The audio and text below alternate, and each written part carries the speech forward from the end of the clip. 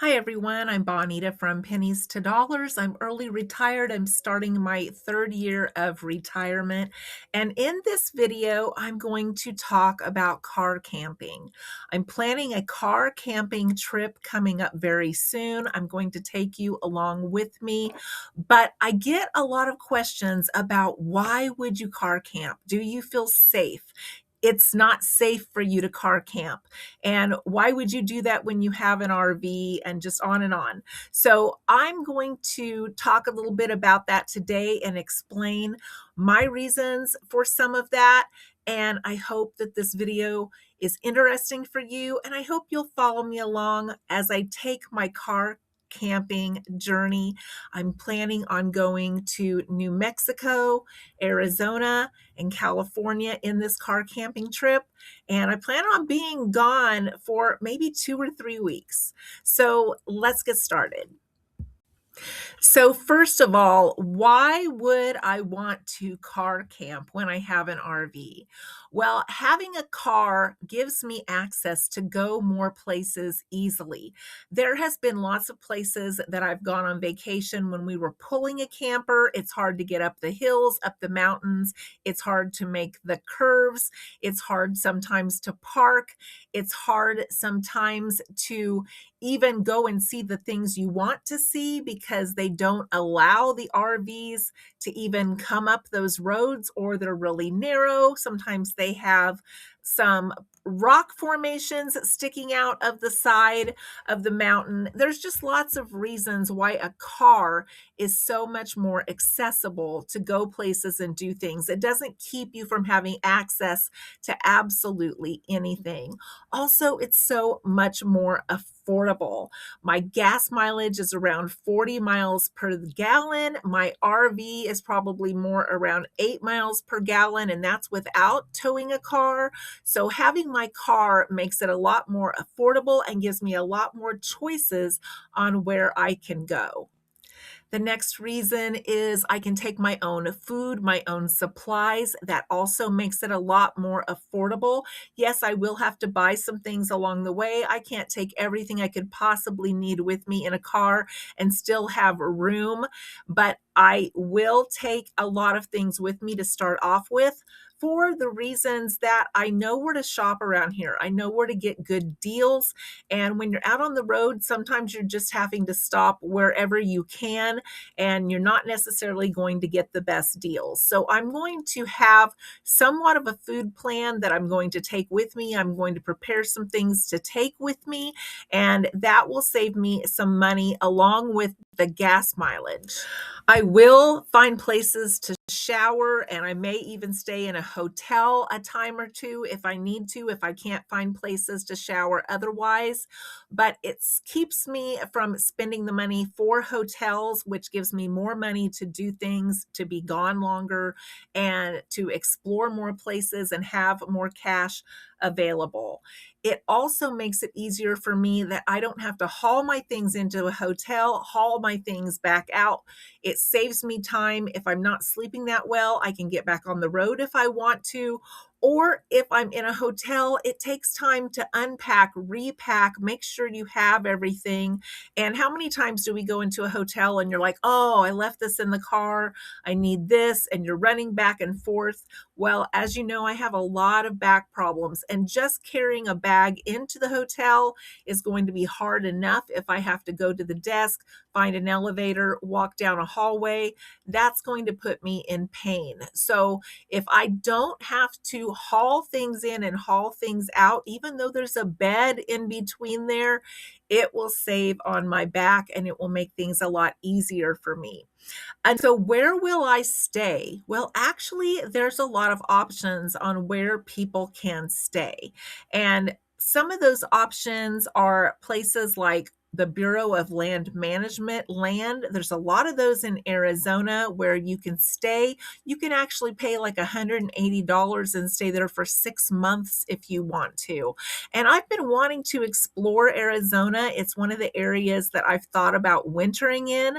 So one of my goals for this trip is to check out quartzsite Arizona and check out the BLM land there. There's a lot of people that come down from Canada and all over and stay there every single year and really enjoy it. And I've heard the desert sunsets and sunrises are spectacular. So I'm really looking forward to visiting Quartzsite. So, not staying in a hotel will save me quite a bit of money, but some of the options are I could stay in a rest area. I've already checked in New Mexico and Arizona and California. They all allow you to stay overnight. That is never my first choice because if I need to go to the bathroom in the middle of the night, I don't like to get out of my car at a rest area in the middle of the night. So, I actually prefer to stay places that are well lit and open 24 hours and I can go to the bathroom and there's lots of traffic, so I feel safer.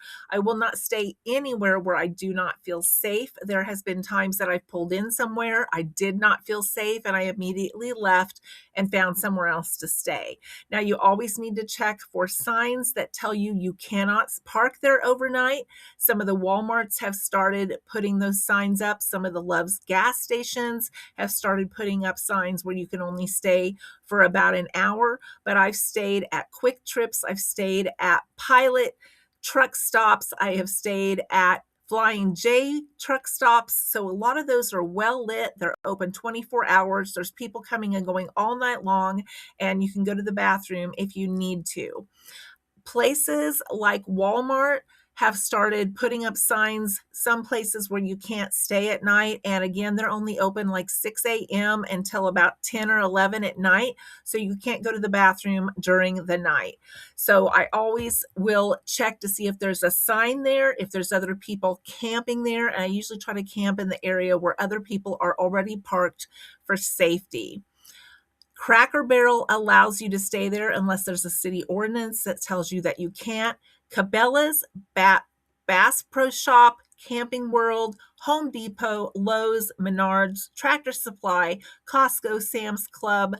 There are several businesses like that that will allow you to park there. Also, 24-hour fitness centers will a lot of times allow you to park there. So there's lots of options on where I can stay along the way. So I have a lot of sightseeing things marked on my atlas in Arizona. I think I could probably spend 3 weeks in Arizona alone because there's so many options on what I want to see there. I love a lot of natural areas, a lot of national parks. I love seeing the natural beauty of the rock formations and the desert and the flowers that grow there and the cactus. I love cactus. So I will be spending a lot of time in Arizona, but I also will be going into California for a bit. I have a niece that lives there. I plan on taking her some heirlooms and having a short visit with her as well. She is the main reason that I'm going that direction, is so that I can see her a little bit and take her some items. I had shipped her some items through UPS and they had crushed everything, even though I had it packed where nothing would move and I told them it was fragile. So I decided some of the heirlooms that I'm going to give her, I'm actually going to hand deliver to her. And this will make a fun trip for me because there's things that I can see while I'm out there. So car camping is not that unusual. I know a lot of people think it sounds unusual. I only do it when I go by myself. My husband needs a CPAP machine, and as you know, he is still working. He chose to continue to work. I decided to retire early. We keep our money separate, so my travels do not affect his money sources and vice versa. So when I can afford to do things on my own, I just let him know that I would like to do this. He's like, that's fine. Just let me know when you're going. And he has no qualms with me going because I check in with him regularly. I also check in with my kids. I let him know where I stay every night, which is another part of my safety precautions.